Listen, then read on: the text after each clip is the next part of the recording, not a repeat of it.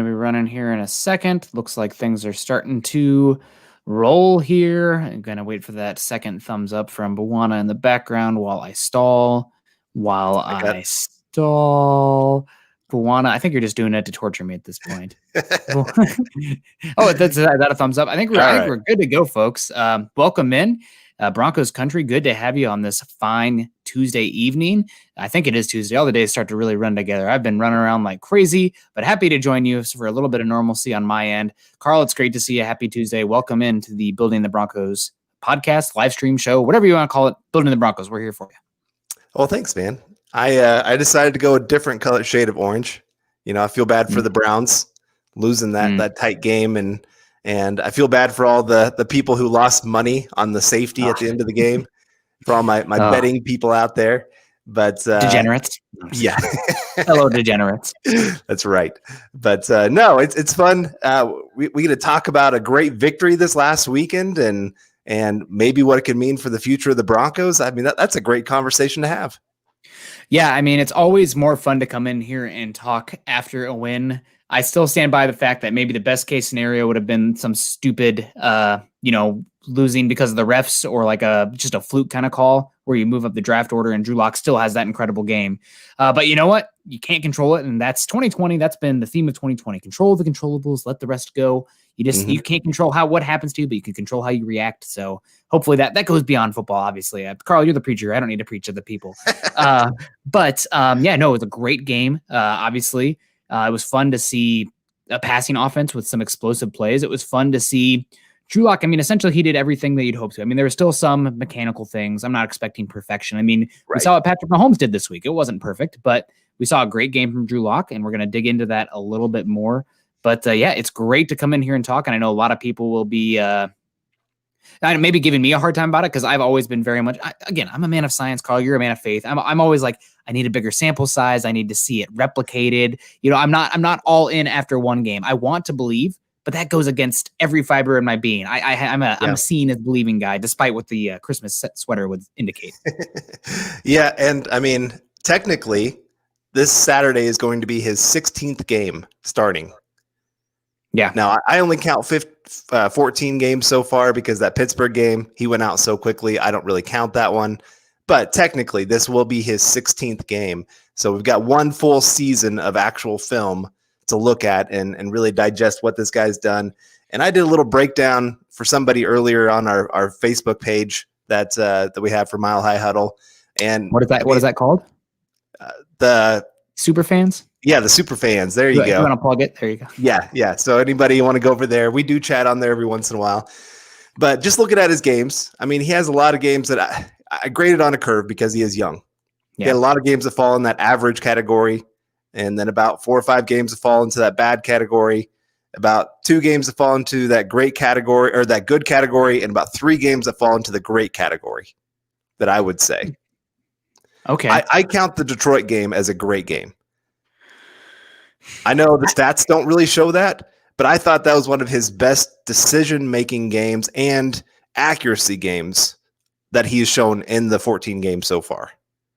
Yeah, I guess I just have a little bit of a hard time calling that great, considering that was like, not only, we're going to go back to the bicycle analogy, not only were the training wheels on, but Dad was holding on to the bike as well in terms of the offensive play calling that one. They were really like, you can't mess this up. You're just getting some confidence, training wheels and Dad holding on. And also the Detroit pass defense was either the worst or the second worst in the NFL last year, which matters and probably says something to still playing a game with the training wheels. But still, you got to go out there, you got to execute the game plan, and he did that. So I won't fight you too hard on that one. I mean, also, I think that Texans game, we saw flashes, but a lot of it was the results were better than the process. So it is what it is. And when you have a guy with tools, sometimes that can happen. So, that's great. You'll live with that. And hopefully we saw peak Drew Lock performance this week. He made plays outside of structure. He made plays down the field. He utilized his legs. He was throwing plays off balance. And outside of that fumble, which you put a little bit on him for that, just a little bit. I mean, it was a 3-step drop and he was popped, but he could have protected the ball a little bit better. But other than that, I mean, I thought it was a good game. So we'll definitely get into Drew Lock more specifically here. But guys, we got to do some matters of business first. We really appreciate you guys coming in. Tonight's live stream podcast is brought to you by sportsbetting.com. Broncos country, gambling is now legal in the great state of Colorado. And here's what makes sportsbetting.com a no-brainer for all sports fans out there. They have sharp odds and low juice. They have in-house bookmakers, so they don't use a third-party provider of odds. They also have reduced juice and the best prices, so that's obviously great. They have hassle-free bonuses with a one-time rollover, which means the bonus money is yours after you bet it just one time. Some other sites, sometimes it takes 5 to 30 times betting before you can get that money. You get it one time with sportsbetting.com. They also have 24/7 live customer support. So always there's a real person on the other side to answer you. Here's the kicker also. At sportsbetting.com/Mile High Huddle, you can get a 100% risk-free week of sports betting up to $1,000. 1G. Not just one bet, but all of your bets. Play for a week, and if your losses exceed your winnings at the end of the week, sportsbetting.com/Mile High Huddle will cover 100% of the difference up to $1,000 with a one-time rollover. So head on over to sports betting at www.sportsbetting.com/Mile High Huddle. Again, that's www.sportsbetting.com/Mile High Huddle and capitalize on a risk-free week of sports betting up to $1,000. Also, guys, make sure you find us on Twitter. I am Nick Kendell, MHH. You can find Carl at Carl Dumler, MHH. We're very active on Twitter.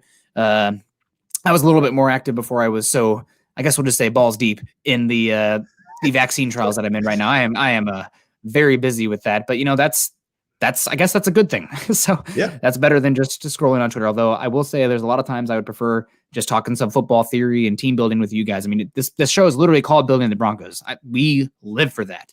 Yep. Also, guys, if you are joining us on YouTube today, do us a huge favor, like, subscribe, and share our show. That can help us continue to bring you this show. It also helps the Huddle Up podcast, the Mile High Insiders, the Dove Valley Deep Divers. Click those thumbs up or laugh react or heart react, whatever you want to do.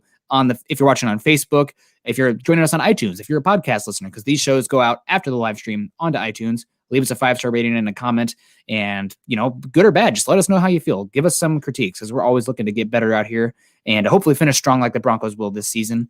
Also, don't miss all our great offseason content at milehighhuddle.com, an affiliate of Sports Illustrated and part of the Maven Coalition. I know the Broncos are now picking 13th.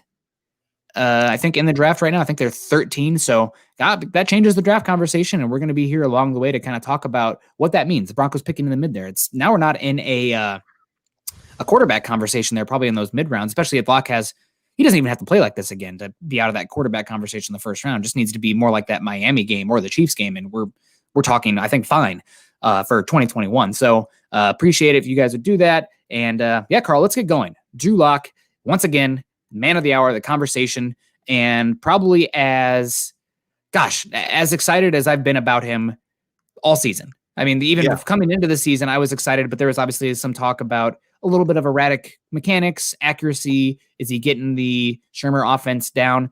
Shermer has kind of started to change the offense a little bit. I think not too much. I think some people are overemphasizing that, but Drew Lock is doing a good job of taking what the defense gives to him and then unleashing when it's called for. I mean, that's one of my favorite things about Aaron Rodgers is that he will get the balls to his playmaker, here or there, but if he can draw you off sides or you make a mistake, he is bombs away. And we were seeing that from Drew Lock this week, not the extent of the false start or the offside throwing it deep, but still taking the shots when they were needed and moving the offense. I mean, there were times where I think it was like 2nd and 8 on his first play where he was off balance and hit Nick Vannett to the right, and it made it 3rd and 1. And that's a winning down. If you can do that, you're going to move the chains. That's enough to win and to keep that job. And that's not a big thing, but to be able to escape that pressure. I mean, they looked like they slid to the right and 2 guys came off the left, avoided the pressure, got the ball to him. Broncos get the first down on that next play. So doing that, those little things, just keeping the offense on time. That's something we haven't seen with Drew Lock that much this year. More recently, the Miami game, the Chiefs game, we're starting to see it a little more. But gosh, we know he has the tools. I said last week, maybe it was not on this show, maybe it was on the Mile High Insiders, but like Drew Lock, he's got balls too. Like he's got testicular fortitude. There's no question about that. The question is about the accuracy, the mechanics, the intelligence with the processing speed, and just learning to live another down. And he did that so much better this week. And because of that, he was able to have the explosive plays. So, I mean, I'm beside myself. I think I'm as happy about everything right now as I could be. I think last year, going 4-1, having that Houston game where he just had the big plays happened. Yeah. Noah Fant had a couple of really big plays. Cortland Sutton, Tim Patrick, all those guys had big plays in that game. And he talked about it afterwards of that idea of I'm a 3-point shooter. I'm going to keep throwing them up even when I'm 0-5. I'm going to shoot that 6th one. And I think he's learned that could only work so much in the NFL.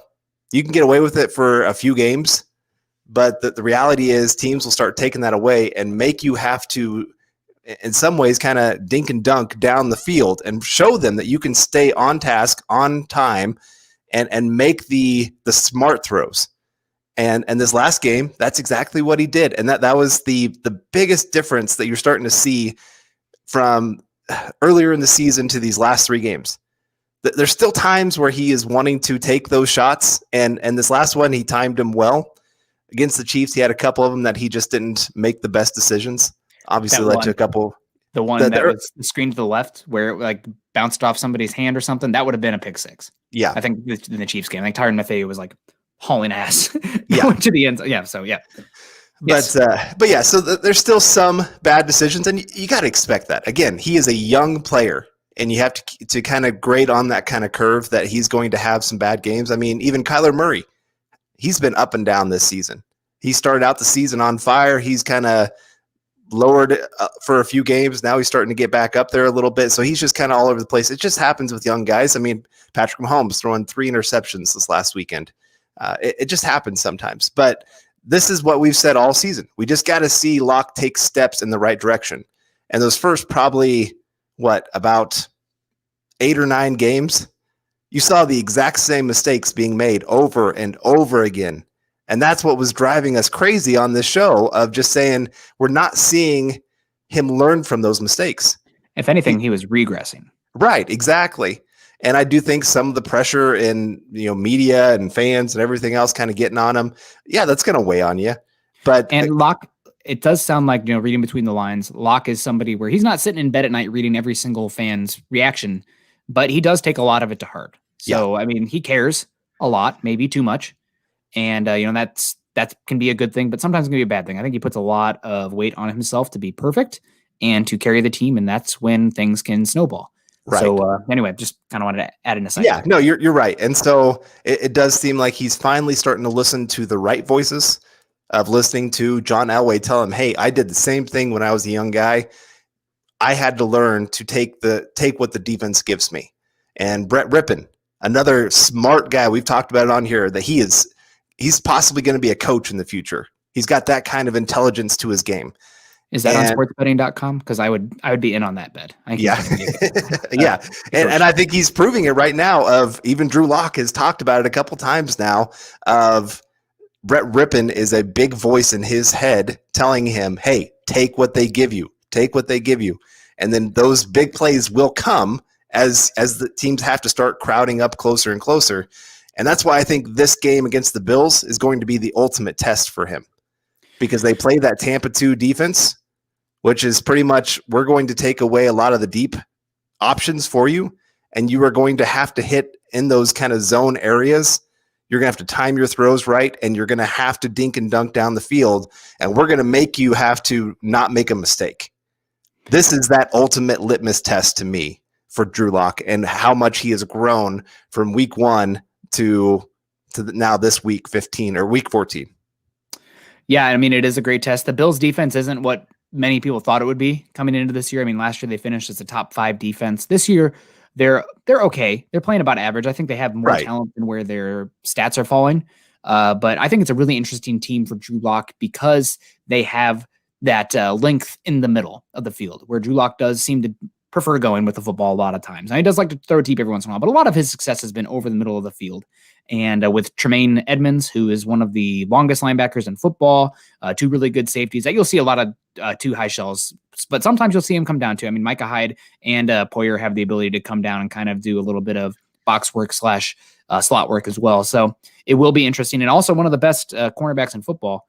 But what can you do? We'll see what happens. Biggest thing will be, can the Broncos defense keep the game close and the Broncos offense not give the game away early? So that way, at least I think if the Broncos have a lead with how good the offensive line has started to look, God bless you, Mike Munchak. Everybody, just an aside, hashtag God bless Mike Munchak. But gosh, man, what a good get that was. I think this is a big game. The Broncos, though, need to keep it close early because the recipe's there. This isn't a game where you put it all on Drew Lock, but it's complemented by having a lead, solid defense, even though the cornerbacks are, I think they're going to tap you and I on the shoulder here soon to go play. Yeah. And, God. But I think keeping it close and having that formula where, they're not relying on catching up, that's when you can see Lock do his best. Yeah. There's a video on Twitter of an Eagles fan since they've had a lot of injuries. And he was talking about how they're having to bring guys off the streets. And he goes something about, I played 2 years varsity. There's the best really shape good, of my life. There's a really good It's Always Sunny episode too, where they, I don't know if you guys are Always Sunny fan. If not, it's my favorite show. I'll be completely honest, but they try out for the Eagles and it is hilarious. God, I love that show. It would end terribly, but let's get to some of these super chats. We've been talking here for a while, and Mohammed Badri coming in here with a hello all. Love the gear you got on there, and yes, hello to everyone in the chat. Really appreciate seeing a lot of the regulars here today, and then we got Brian Greenfield coming in here with the super chat. If Moody can stay healthy, he could be the steal of the draft. I think that says multi. Oh, sorry. He means Moody. Yeah, I know he does. Yeah, sorry. Like I said, I don't have my glasses today. They snapped in half. You filled in the gaps. It's all good. Yeah. I think you can. There's something where you can read any word as long as it's the correct letters and the first and the last letter are correct. Like, did you read that sentence? All the words were jumbled. You didn't even notice it. Your brain filled in the gaps. It's like, oh, well, there we go. Thank you, Ripley, believe it or not, or whatever, whoever I read that from. Brian Greenfield. Really good conversation here. And I guess I would like to get to Drew Lock more, maybe down the stretch. We'll see if a super chat comes in or we can pivot it that way. But I do think this is one of the conversations that I really wanted to have was Moody in this game. Now, he has had multiple horrific injuries in his career. That's a reason that he fell to the end of the 5th round. Was it the end of the 5th round or beginning of the 6th? I get him and Stranad mixed up because they were taken so close together. I think he was the beginning of the 6th. Yeah. Yep. And Stranad was like one of the last picks in the 5th round. But yeah, no, he had an incredible game.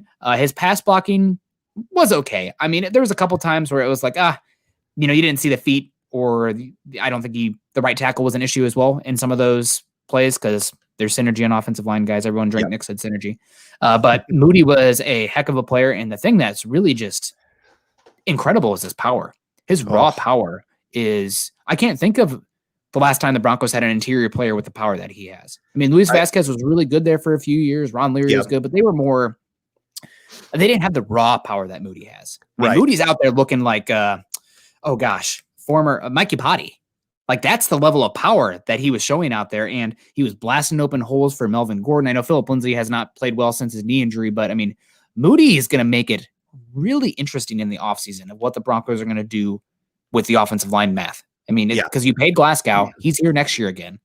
You took a 3rd round center who's been playing his best ball as of late, and it should be that much better next year. You have Reisner. I mean, what are they going to do on the interiors? And interesting. Now, that being said, people are like, oh man, let's say worst case scenario, Glasgow's the flex player where he's like the center, the first guy off the bench, he's center and guard. That's a good problem to have. Yeah. It's like, oh, we're paying all this money for a guy. Well, you're also not paying diddly for your left guard, center, and right guard because they're all on rookie contracts. So, that's, you're not getting the savings, so to speak, but you're also not, shooting yourself in the foot. So it'll be interesting. I'm very excited about Moody. I hope we see him again this week. I would love to see him against Ed Oliver. That would be a heck of a matchup. And, I'm a guy who's a skeptic until I see it again, coming back to the science thing. So I was not counting on Moody for anything. Count me in now, man. Count me in. Yeah. That was impressive. I said halfway through the game that he is already our best run blocking offensive lineman on the team. And I know that's probably jumping the gun just a little bit because he did have a couple plays where he got a little too excited, missed his guy, and almost lucked into a couple times where he missed his guy, got to the second level and hit another guy. Yeah, I was surprised about his movement skill in the run game.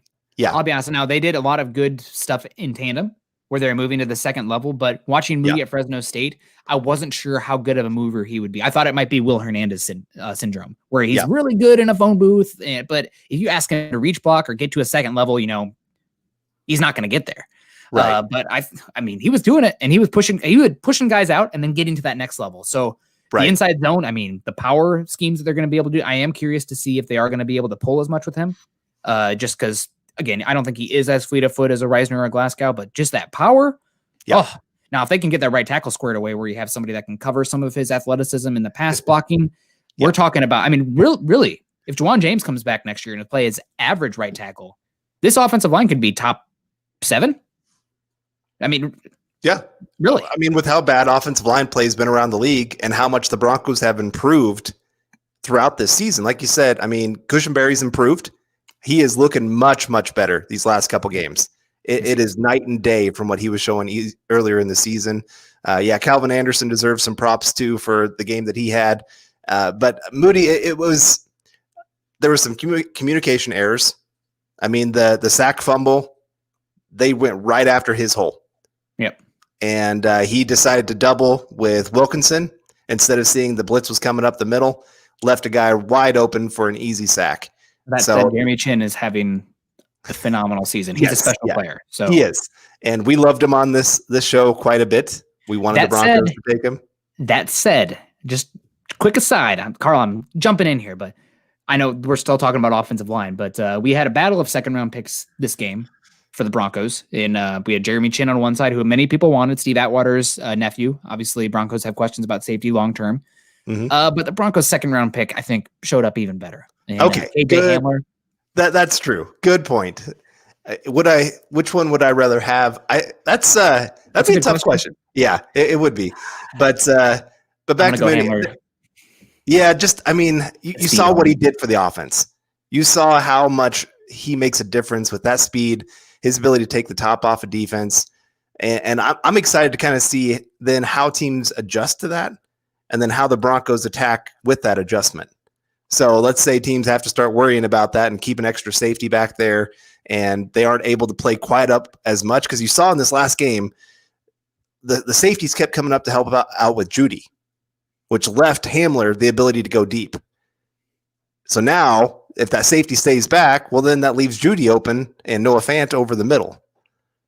So that's the nice thing when you got this many weapons and you got this much athleticism on the field. This is why you talked about it all the time. I'm not trying to take your thing because you talk about having a basketball team where you got different types of weapons.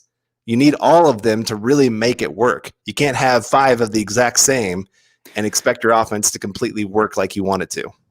I think I would not have any issue with 5 Tyreek Hills level type of player. Like if you're talking about, you can't have 5 plotters, but if you had 5 super speed guys, I think I could make it do.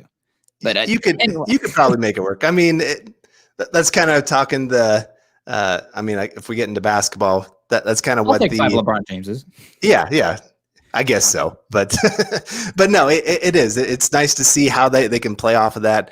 But Moody, it was a little bit, like you said, pass protection wasn't his best. A couple times he got caught really leaning, trying to be too aggressive almost instead of keeping his weight centered. And a guy like Ed Oliver will take big time advantage of that if he does play this week. And so he's got to learn from that to keep his weight, his base, allow his natural power to take over, not that he has to try to compensate with more power.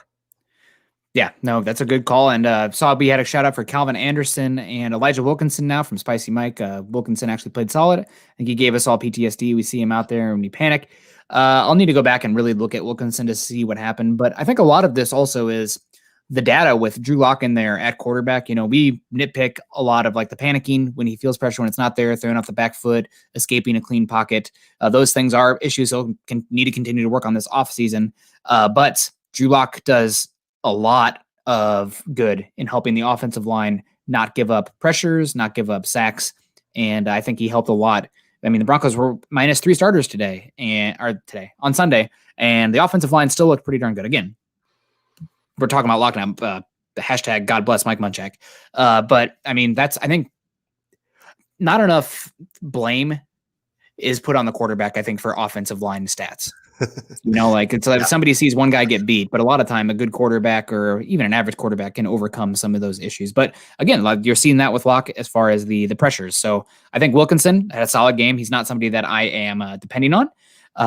Going off, coming in here, going off is, as you'd say, yes, Locke is elite at not taking sacks. It's very true.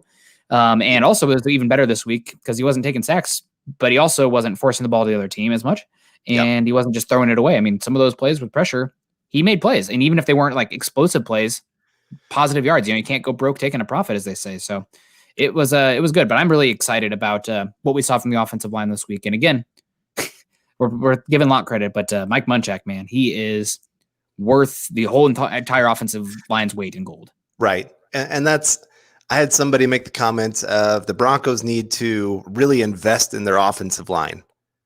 Yeah. I'm kind of going, what more can they do than they've already done? They paid James in Glasgow. They just paid Bowles. They used a first-round pick on Bowles, a second-round pick on Reisner, a third-round pick on Cushenberry, a sixth-round pick on Moody. They brought in the best offensive line coach in football. They've done a lot for that offensive line, and you're starting to see the little pieces of growth. It wasn't going to be this day one Munchak walks in the building and they are all of a sudden a top 5 offensive line. I mean, you look at his time in Pittsburgh. It took time to get them to where they became one of the top 3 offensive lines every single season. Now look at them. They're starting to regress. They look soft. Yes. They look so soft. So you're starting to see, again, just how important that guy brings, what he brings to the table. So year 3, when he's going to have the same guys from the year before, I mean, I guess Juwan James is going to be a little different. But beyond that, everybody else is going to be the same. I can't wait to see what they can do next year.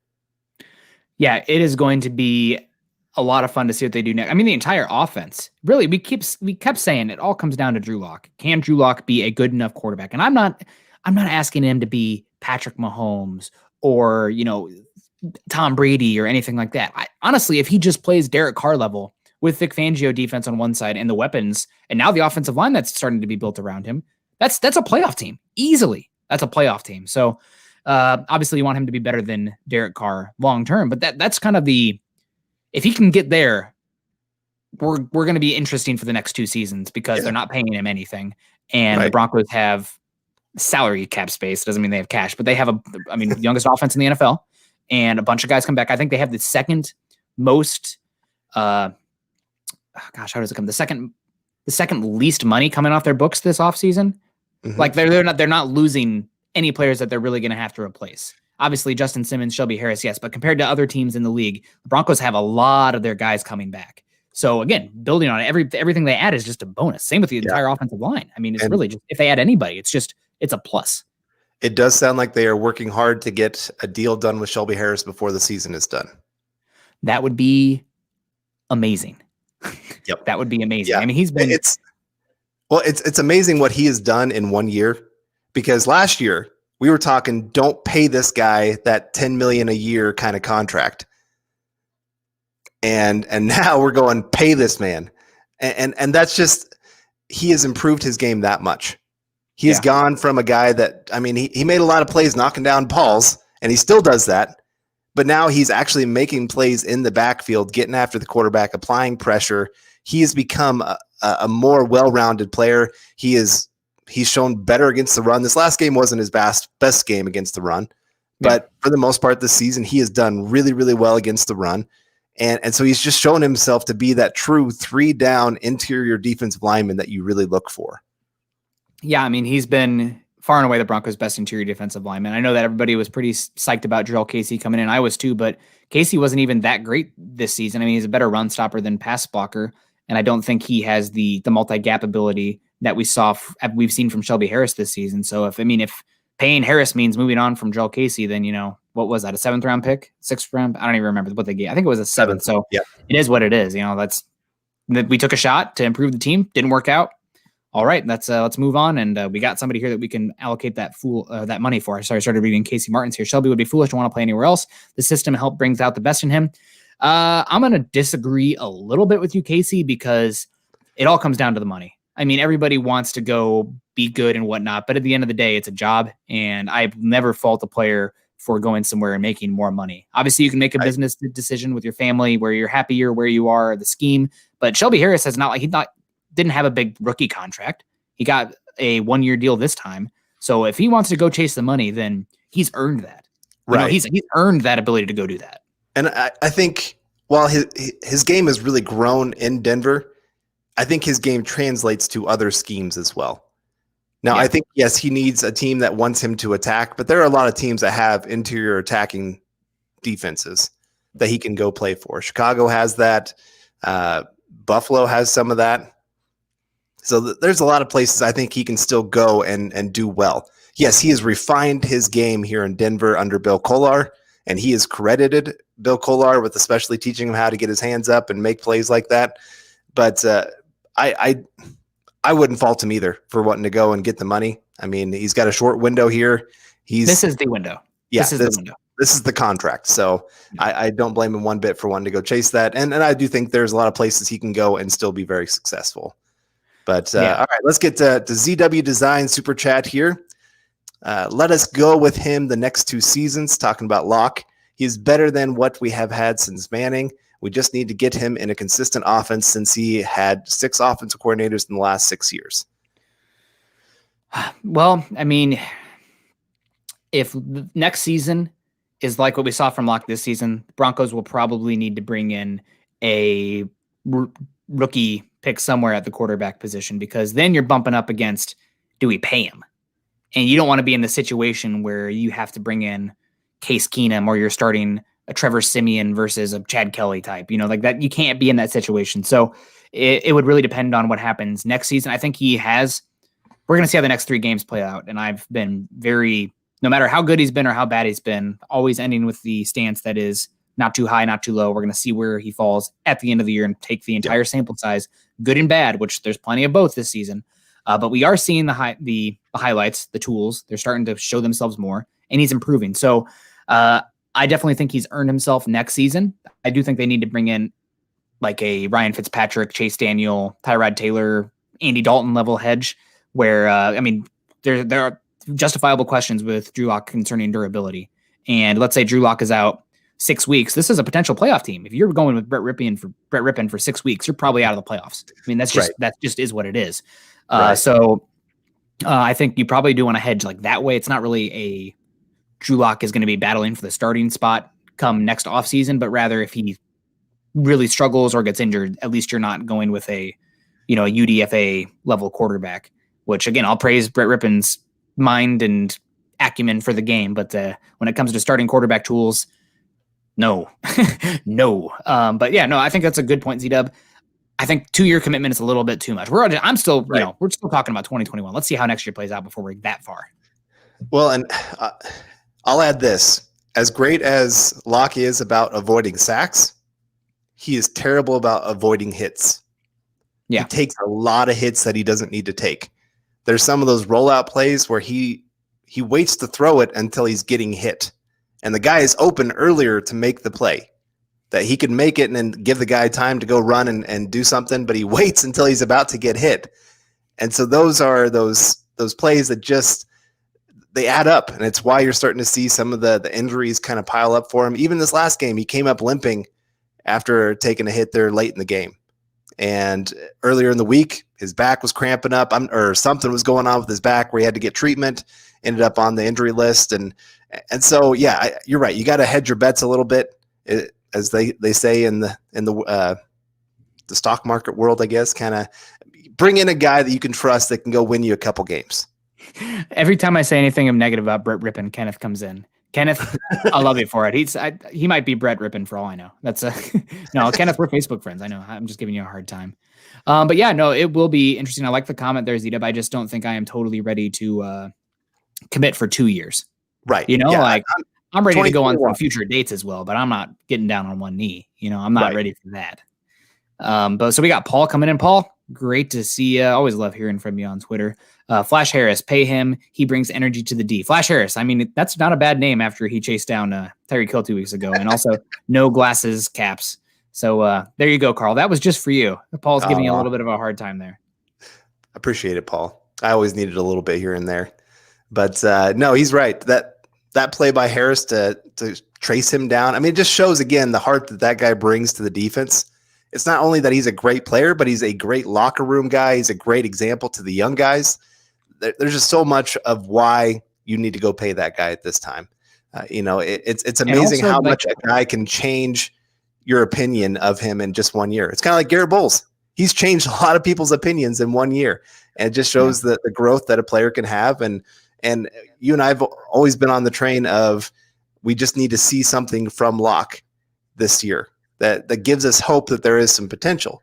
And he really struggled early on in the season and started really losing, not completely losing us. I mean, I still wanted him on the team, but it was getting to that point of, if you're going to have a top 5 pick, it's hard not to want to go take a quarterback.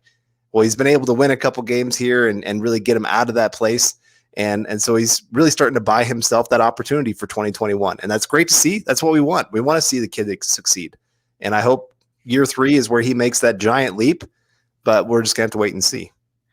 So, we're having the chat coming in here. Appreciate you guys very much. I think I kind of want to talk a little bit about what to expect for these next 3 games from Drew Lock. What are reasonable expectations? Because you see people out there saying, oh my gosh, Drew Lock, after this game, he's the dude for the next 10 years. He's the franchise quarterback, yada, yada, et cetera, et cetera. But then there are folks saying, okay, Lock has to have 3 games just as good as that to be the guy next year. And that's like, I mean, if that happens, then that would be incredible. But I mean, we need to just bring everybody in here, have a fireside chat, physically distance, obviously 6 feet still.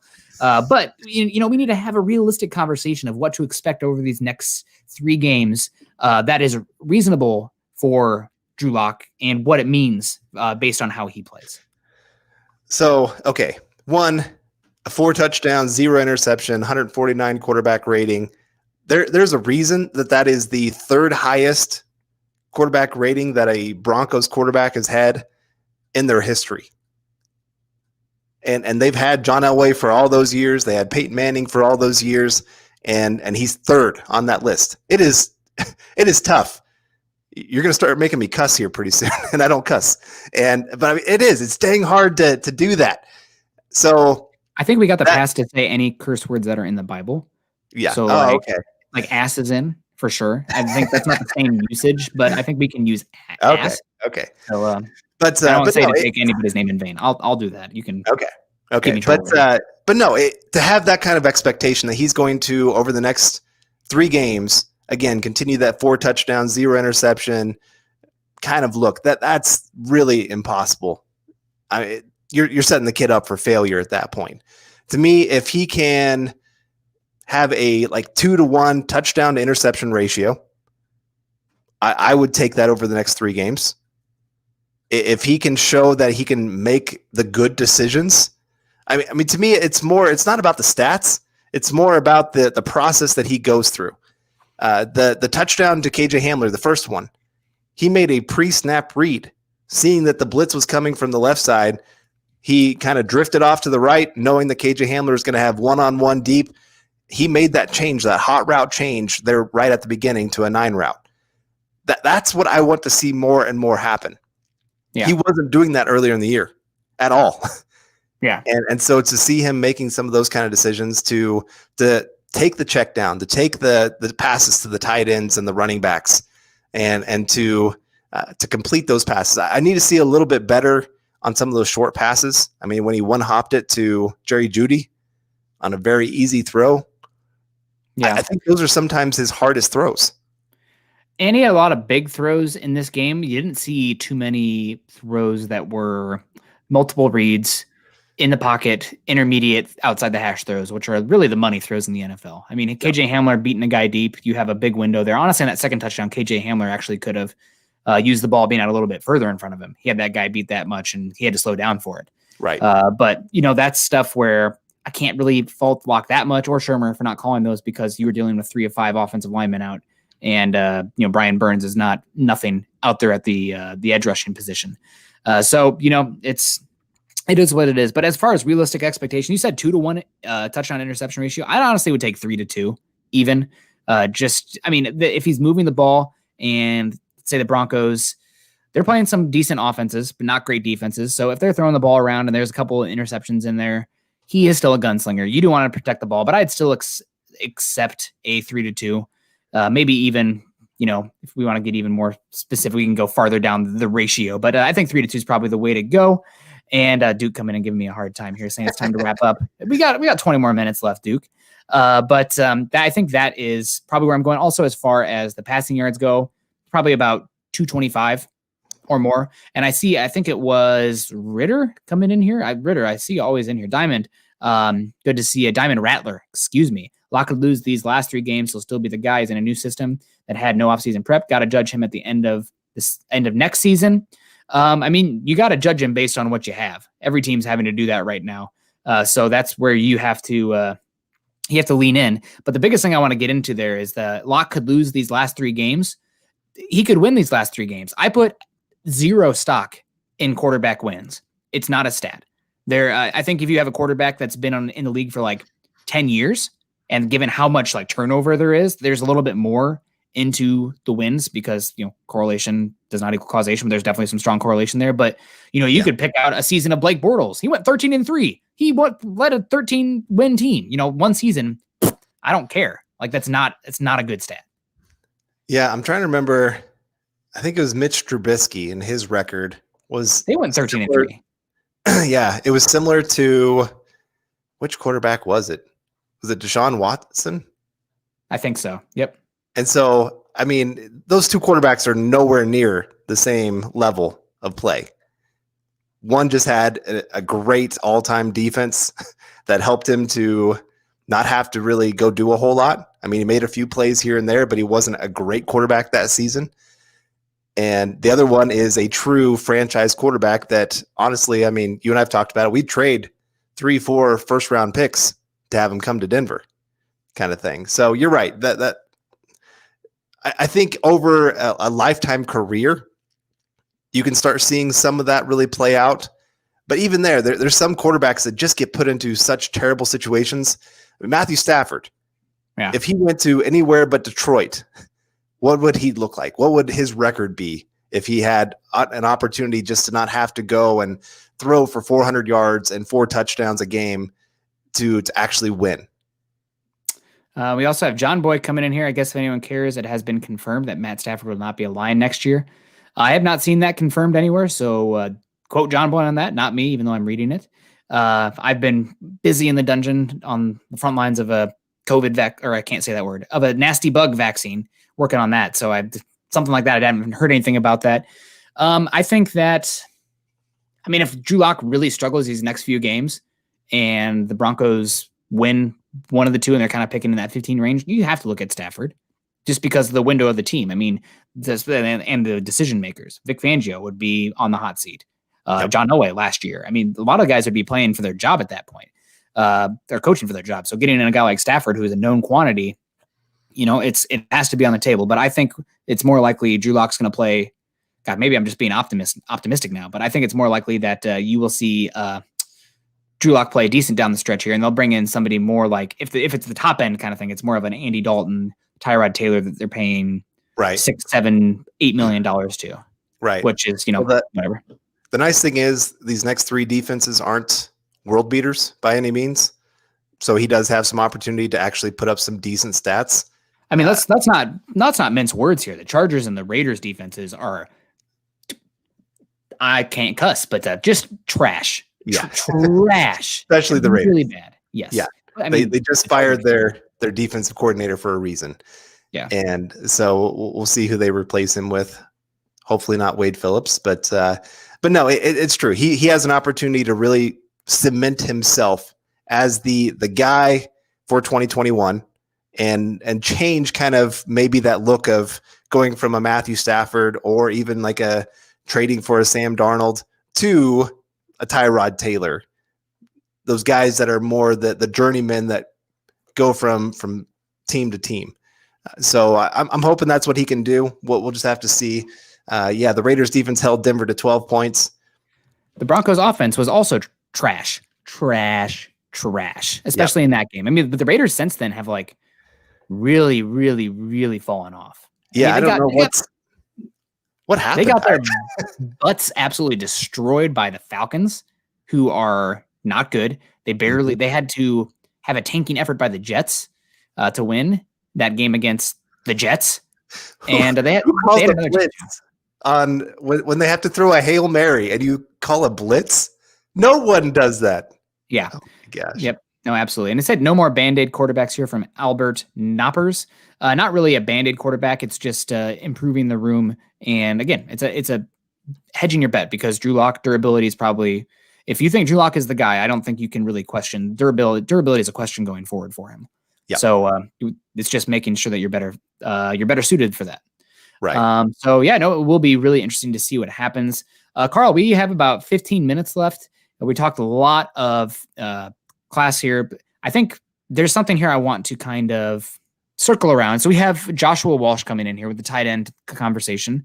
And I think it will be really interesting to see what the Broncos do in the draft right now. Looking like they're picking 13, probably going to end up picking between 12 and 16 would be my bet right now. I think the Broncos will win 1 or 2 more games this season. I absolutely do love Kyle Pitts. That being said, man, I just have a really hard time seeing how they can fit him on the roster, how it's currently constructed. Now, at some point, the player is just too talented where you can't overthink it. You just got to take him. And unless there's something else going on as far as medicals or character that people aren't privy to, cough Malik McDowell falling to the second round and then being out of the league in 2 years, despite having incredible tools. So that's one that is really interesting. Kyle Pitts, I would love him. Honestly, I think he's the best offensive weapon in the draft this year, especially with Jalen Waddle getting injured. I think, go ahead. That's saying something. I mean, we got guys like Jamar Chase. Yeah. There's a lot of good wide receivers. There's some pretty good running backs that are going to be in this one. So for him to be the best offensive playmaker, it's pretty impressive. Yeah, no, he's a special player. It's one reason that I'm just so not in on Kyle Trask. I'm never going to be on a quarterback again that has no mobility, and Kyle Trask doesn't have any mobility. He's over, what's the word opposite sub? Super? I don't know. He runs over a 5-second 40, which is just, you can't, I know a quarterback's not a running position, but it kind of is in today's NFL. I mean, we see Jalen Hurts come in there. We see Drew Lock running away and escaping guys. Those pocket quarterbacks are a dying breed. And guys like, Peyton Manning did it. Tom Brady did it. Drew Brees did it. Well, they had the chance to develop over years where the league wasn't like that anymore. Games changed, folks. Games changed a lot. And you don't have that time to get that guy to the mental area where they can be a statue quarterback. So Kyle Trask, I'm out. O-U-T out. But Kyle Pitts, I think he's the biggest one on there. I would consider him at 15 if the Broncos were picking there, just because he's that talented. But right now it stacks up. It seems like this team is going to take either a cornerback, an edge rusher, or an off-ball linebacker. Now, I still think an offensive tackle should be on the table, just because it really, that's one of those positions. It's like eating your vegetables, Like, the Broncos could go many different directions. Let's just freaking invest in the offensive line again. You don't know what Jawan James is going to be. Do we really trust Calvin Anderson / Elijah Wilkinson long-term? Would it be the worst to get a guy in there to push? No. Is it really a need? No, but it's something you could do. I mean, it's something empowering Mike Munchak, so to speak, but probably looking at the contracts, looking at the team setup, very old defense, very young offense, very expensive defense, very cheap offense. It's setting up to be a defensive player. Yeah. So here's my only big argument for Kyle Pitts beyond just that he's an athletic freak is the Broncos have been using a lot more 2 tight end sets as the season has progressed. And you're seeing the offense show better ability with that 2 tight end set than when they were trying to do a lot of 3 wide earlier in the year. Now, given they're going to get Courtland Sutton back, so that makes a difference. It kind of pushes everyone else down the depth chart at the wide receiver position. So you're going to want to run a lot of 3 wide receiver sets. You still have Tim Patrick that you got to figure out what you're going to probably try to do with him. Of maybe sign and trade him. I don't know. Keep him for depth just in case Sutton or somebody gets hurt. Given how severe that injury is for Sutton coming off of it and how good Patrick's played this year, I'm putting a 2nd-round tender on him. And if somebody takes him for that, then, thank you. I guess, Tim Patrick, I'm a fan. You've outperformed my expectations. I'm probably taking that 2nd-round pick. Yeah, you're probably right. But because otherwise you're going to have to look to pay him later. And having a 2nd-round pick that you can have 4 years of controlled cost, always a good thing. But that's my one big thing with Kyle Pitts of Noah Fant and him working the middle of the field with Jerry Jeudy, and then you got Sutton and Hamler able to go deep. It just makes it you can't have too many weapons, but that might be getting close to too many weapons, too many options of trying to defeat everyone and make it all work out. I'm not sure.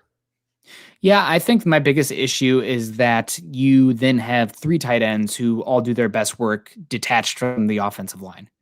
You know, every single one of them is an F tight end. Noah Fant is honestly, he might be the team's best blocking tight end. I know Vinette was brought in to be that guy, but Fant's improved there a lot this season. But still, you don't want him to be a guy who's more consistently that 6th offensive lineman because he's such a freak in space. So you'd want him out there. Same with Albert Okwuegbunam. And we saw those kind of little quick flare passes to him this week to the tight end position. I mean, imagine those with horses like Albert Okwuegbunam and Noah Fant. I mean, we're really cooking then. But as far as Kyle Pitts, I mean, he's so talented. He's so talented. You probably have to have that conversation if he's there and just say, nope, he was by far the best player on our board. I don't care what the position of need is right now. You draft guys for what they're going to be over their entire contract, and I think Kyle Pitts could be special. Then I won't get mad at all. Like that's playing the long game. That's playing the value game, even if it is a tight end. But I think if you're looking at tight end this draft, I think the guy who makes the most sense would probably be Pat Fryermuth.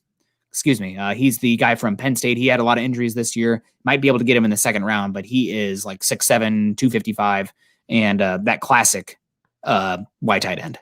Yeah. I wanted to get to this from Richie Rich. We need interior pressure on defense. Getting that can make the entire back end better. I completely agree.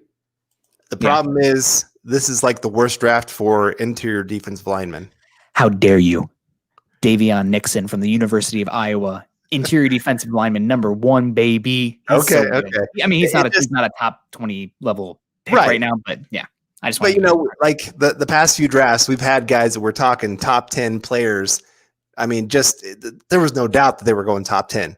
Even at this point in the season, we knew these guys are super talented, special players. This year, there's not one of those guys that's really emerged, and it is going to be so weird.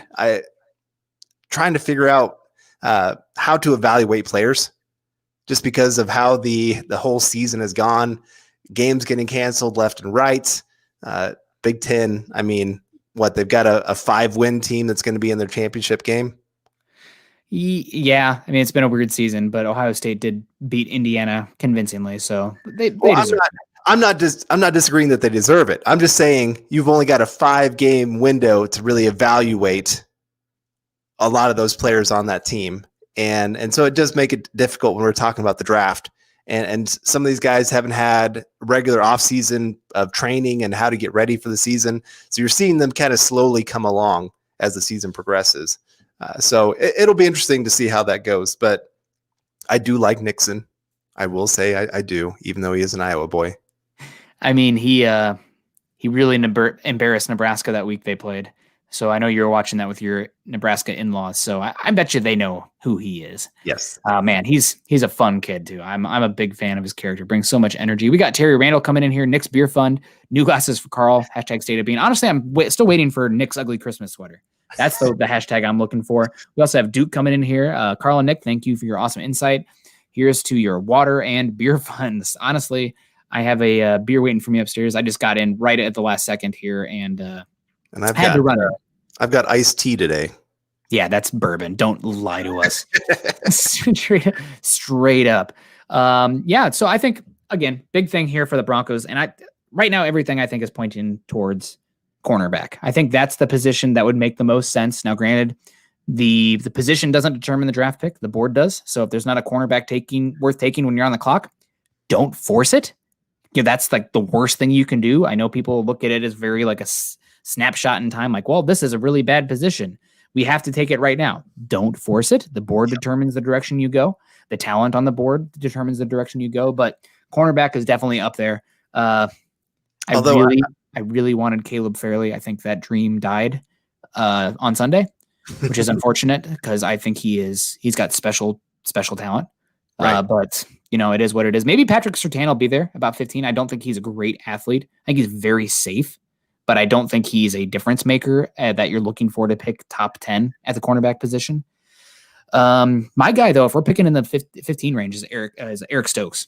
I really, really like myself some Eric Stokes from Georgia. Good choice. Very, very good choice. And I will say this, though. I've been so impressed with Fangio and Donatell's ability to really develop cornerbacks. Yeah. I mean, even Ojemudia getting benched, and he talked about this, that he had a talk with Fangio, and Fangio said, hey, get ready. You're going to have an opportunity again. And just really worked with the kid, worked with him on film, and I think he's come back even stronger than he was earlier in the season. He had some really good flashes early on. I think he's being a lot more consistent now as the season has progressed. Yeah, Nick is stoked about Stokes. We also have a JC Horn question coming in here. I think that you really need this defense, and who was it here? Richie Rich coming in saying that we have developed cornerbacks. Why waste a first-round pick there? Fangio's best defenses were with a stud cornerback. I mean, that Kyle Fuller out there on the boundary, what a difference maker for that entire defense with how much 3x1s they play. So it will be interesting. I'm not the biggest JC Horn fan for the Broncos. I think he is a little stiff, and I don't think he projects very well to be a guy who can play off ball and carry guys down the field. I think he's either a strictly a press man kind of guy or a cover 3 kind of guy. I don't see him having the ability to carry dudes deep and to have the hip flexibility and fluidity to play the off ball coverage that is demanded by Fangio in the match quarters. Yeah. Hard to disagree there. Christmas. Oh, here we go. Oh, okay. So I'm all about the action when it comes to Christmas movies. So, I mean, I do believe that Die Hard is a Christmas movie. Lord of the Rings. Yes. It has elves. Yeah. I mean, come on. No. And then, of course, I got to have my comedy action, the Home Alones. Okay. 1 and 2, not 3 and 4.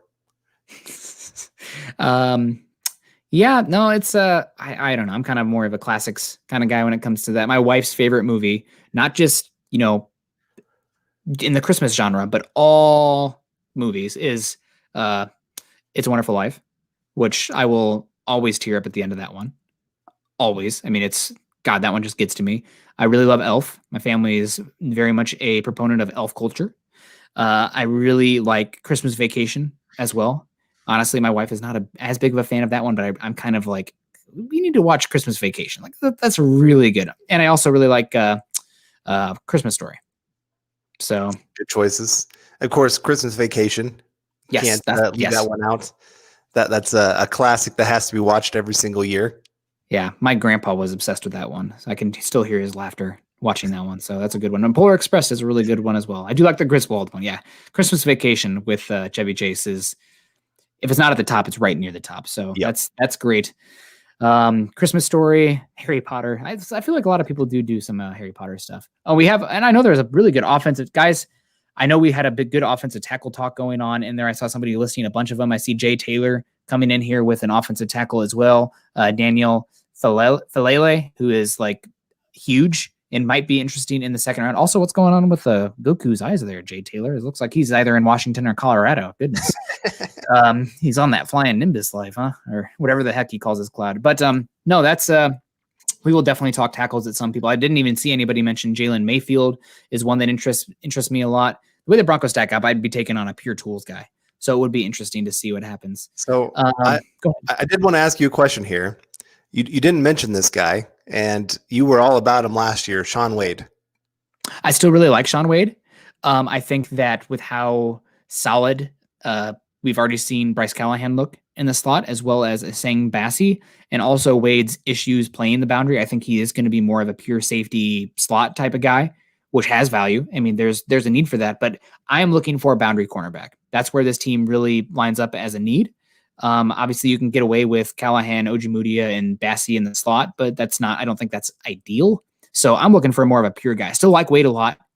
I just don't think he has we've seen it this year. He just is not a guy who hangs on the boundary.